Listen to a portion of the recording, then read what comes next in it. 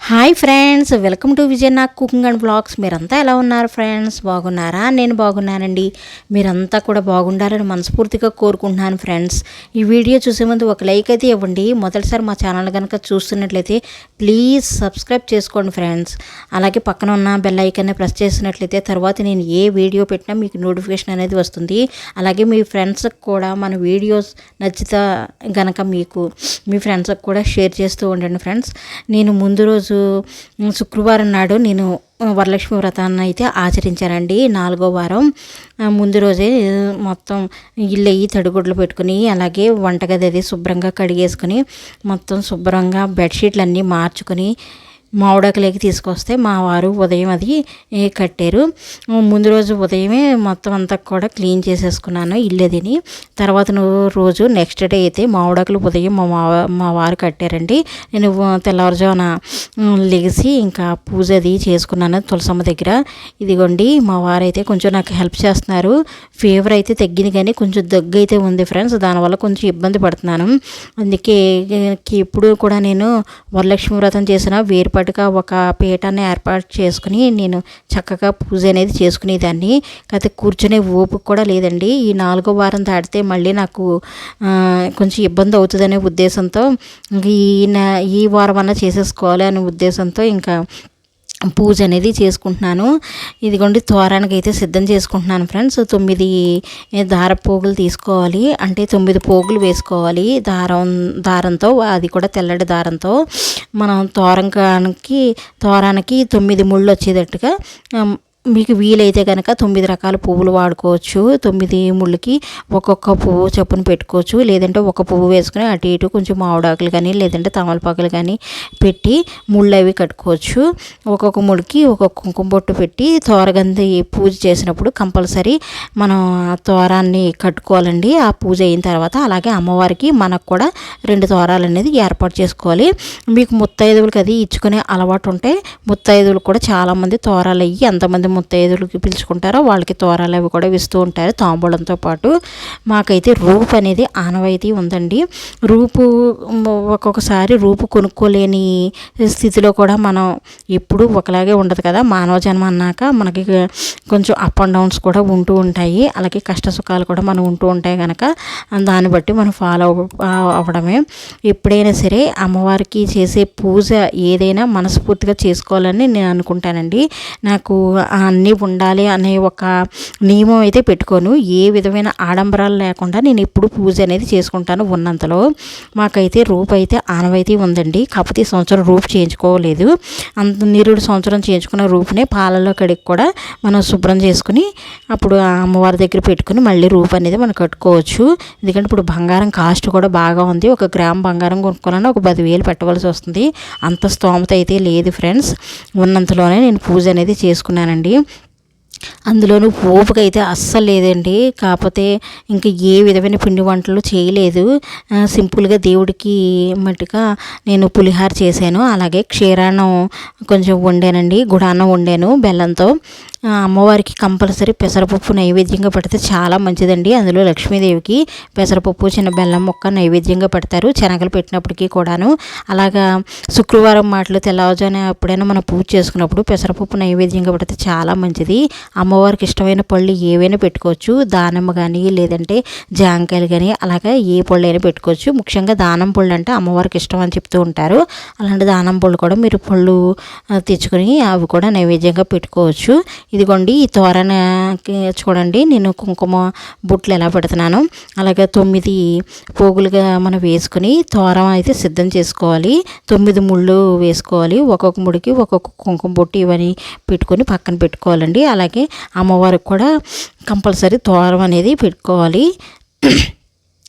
మీరందరికీ డౌట్ రావచ్చు, ఏంటి దీపారాజన అగ్గిపుల్లతో చేస్తున్నారని చెప్పి. నాకైతే అసలు అగరత్తు వెలిగించాలన్నా అసలు ఆ గుట్టు కూడా పడట్లేదండి.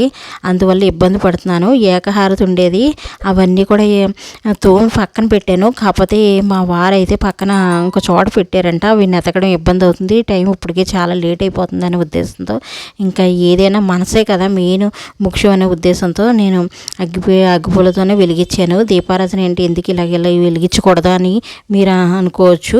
నేనైతే చాలా వరకు మనసుకు సంబంధించిందే నేను ప్రాధాన్యత అయితే ఇస్తాను ఫ్రెండ్స్. ఇదిగోండి మా వారు నేను కలిసి పూజ అనేది చేసుకుంటున్నాను. ఏ పూజ అయినా సరే భార్యాభర్తలు ఇరువురు కలిసి కూర్చొని చేసుకున్న పూజ అనేది చాలా ఇదిగా ఉంటుందండి. ఎందుకంటే మనకు కూడా మనసు ప్రశాంతంగా ఉంటుంది. చాలామంది అంటూ ఉంటారు వరలక్ష్మి వ్రతం అంటే ఆడవాళ్ళకి సంబంధించింది, వినాయక చవితి అంటే మగవాళ్ళు చేస్తే సరిపోతుంది అని. కానీ లేదండి, ఏ పూజ అయినా సరే ఇరువురు కూర్చొని చేసుకుంటేనే ఫలితం అనేది ఎక్కువగా ఉంటుంది. ఫలితం కోసం మనం ఆశించపోయినప్పటికీ కూడా మనం చేసే పూజ మనకి మనస్సు తృప్తిగా ఉండాలంటే భార్యాభర్తలు ఇరువురు కూర్చోవాలండి. ముందుగా అయితే గణపతిని ఆహ్వానం పలకాలి. ఆయనకి షోడశోపచార విధంగా పూజ అనేది చేసుకోవాలి. చేసుకున్న తర్వాత ఇప్పుడు లక్ష్మీదేవి పూజ అనేది కూడా కంపల్సరీ చేయాలండి. లక్ష్మీదేవి పూజ చేసినప్పుడు కూడా అమ్మవారిని కూడా అలాగే మనం ఆహ్వానించుకొని అలాగే లక్ష్మీదేవిని కూడా షోడశోపచార విధంగా పూజ అనేది చేసుకోవాలి. ఎవరైనా మన ఇంటికి వచ్చినప్పుడు మనం ఏ విధంగా అయితే చక్కగా కాళ్ళు కడుక్కోండి, లేదా కూర్చోండి, మంచినీళ్ళు తాగండి అని మనం ఎలాగైతే అంటామో, భోజనం చేయండి అని ఎలా అంటామో అలాగే షోడశోపచార విధంగా మనం 12 ఉపచారాలు చేసి స్వామివారికి అమ్మవారికి కూడా పూజ అనేది చేసుకోవాలి. నేను వినాయకునికి అయితే బెల్లం ముక్క నైవేద్యంగా పెట్టి సమర్పించానండి. ఇంకా పూజ అనేది మా వారు చేస్తున్నారు, నేను చేస్తున్నాను. ఇదిగోండి వరలక్ష్మి వ్రతకల్పం అయితే ఈ విధంగా ఉంటుంది. ప్రతి ఒక్కరికి తెలిసే ఉంటుంది. కొత్తగా ఎవరైనా చేసేవాళ్ళు అంటే తెలుసుకుంటారనే ఉద్దేశంతో ఈ బుక్ కూడా చూపిస్తున్నాను. ఇందులో అయితే డైరెక్ట్ కథ చూపించి, అష్టోత్తరం చూపించి, తోరగంది పూజ చూపించి కథ చూపించేస్తున్నారు. కాకపోతే అమ్మవారికి ప్రతిదీ కూడా చక్కగా క్లుప్తంగా అన్నీ మనం చేసుకుంటేనే మంచిదండి. వచ్చిన విధంగా మన పూజ అనేది చేసుకోవాలి. రాని పక్షంలో మన కథ చదువుకుని అష్టోత్తరం చదువుకున్నా సరిపోతుంది. కాకపోతే తోరగంది పూజ అనేది కూడా కంపల్సరీ చేసుకోవాలి. లక్ష్మీనారాయణని ఇప్పుడు కూడా ఇరువురిని కలిపి పూజ అనేది చేసుకోవాలండి. అమ్మవారు ఒక్క ఆవిడనే మనం పెట్టి పూజ చేసుకోకూడదు. చాలామంది అమ్మవారి అలంకరణ అది చేసి అలాగే నగలు అవి ఉన్నవి పెట్టి కొంచెం అమ్మవారి అలంకరణ అది చేస్తూ ఉంటారు. అది మనకు ఉన్నంతలో మనం చేసుకోవచ్చండి. మాకైతే ఆనవాయితీ ఏమీ లేదు. ఇప్పుడు కలిసి ఆనవాయితీ ఉంది మా అత్తయ్యకి. అందుకే పెద్దవాళ్ళకి ఏదైతే ఆనవాయితీ ఉంటుందో ఆనవాయితీ ప్రకారం మన పూజ అనేది చేసుకోవాలి. వస్త్రం సమర్పయామి అన్నప్పుడు వస్త్రాన్ని అయితే మనం సమర్పించాలండి. ఈరోజు చాలామంది అయితే ఒక 5 రకాల పిండి వంటలు కూడా చేసి అమ్మవారికి నైవేద్యంగా సమర్పిస్తారు. కొంతమంది కుడుములు కూడా వాయినం అనేది ఇచ్చుకుంటారండి. శనగలు వాయినంగా ఇచ్చుకుంటారు. నేనైతే ఎప్పుడు ఒక ముగ్గురికి అలాగ వాయినం అది ఇచ్చేదండి. ఈ సంవత్సరం నాకు అస్సలు ఓపిక లేదు ఏమి ఇవ్వాలన్నా. ఇంకా ఎదురుగుండా మా అమ్మగారు ఉంటారండి. అమ్మనే తల్లికి మించిన దైవం లేదని అంటూ ఉంటారు కదా. అందుకు కన్న తల్లే మనకి పెద్ద ముత్తైదువు, అమ్మవారు అంతకన్నా మనకి పెద్ద ముత్తైదువు. అందుకే అమ్మవారికి కూడా మనం ఇచ్చిన తర్వాత తల్లికి కనుక నా తల్లినే పిలిచి నేను వాయనం అనేది ఇచ్చుకొని ఇంకా నమస్కరించుకున్నానండి కాళ్ళకి. ఇవి అయితే తామర గింజలు ఫ్రెండ్స్. ఈ తామర గింజలతో నేను అష్టోత్తరం అనేది చదువుకుంటున్నాను. 108 నామాలకి ఒక్కొక్క నామానికి ఒక్కొక్క తామర గింజ వేసుకుని అమ్మవారికి ఇలాగ పూజ అనేది చేసుకుంటున్నాను. కలశం దగ్గర కలశం ఎప్పుడు ఏర్పాటు చేసుకున్న బియ్యం అనేది పోసి అప్పుడు కలశాన్ని ఏర్పాటు చేసుకోవాలండి. ఆ కలశంలో వాటర్లో కొంచెం పసుపు, కొంచెం అక్షంతలు వేసుకోవాలి. నాణాలు అవి వేయనవసరం లేదండి, పువ్వు వేసినా సరిపోతుంది. అలాగే జాకెట్ ముక్క, గాజులు అనేవి అమ్మవారికి ఎక్కువ గ్రీన్ కానీ రెడ్ కానీ పెడుతూ ఉంటారు. లక్ష్మీదేవికి ఎక్కువ గ్రీన్ అంటే ఇష్టం అని నేను విన్నాను, పెద్దవాళ్ళు కూడా చెప్తుంటే. అందుకే నేను ఎక్కువ గ్రీన్ అనేది పెడుతూ ఉంటానండి. ఇలాగా మనం చక్కగా పూజ అనేది చేసుకోవచ్చు. మనకు ఉన్నంతలోనే పూజ చేసుకోవచ్చండి. ఏ వ్రతమైనా సరే మనకు ఉన్నంతలో ఆచరణ అనేది చేసుకోవాలి. పూజ చేయడం ఇంపార్టెంట్ అని నేను అనుకుంటాను. ఈ విధంగా అయితే పూజ అనేది చేసుకున్నాను ఫ్రెండ్స్. ఏ ఆడంబరాలు లేకుండా చాలా తక్కువగా సింపుల్గా నేను పూజ అనేది చేసుకున్నాను. తక్కువ బడ్జెట్లో. చీర అనేది ఆల్రెడీ కొనుక్కున్నది ఉందండి, కొత్త చీరే. ఆ చీరే నేను అమ్మవారికి సమర్పించుకున్నాను. ఆ తల్లికి చూపించి ఆ చీర అనేది ఇంకా జాకెట్ అది ఏం కుట్టించుకోలేదు.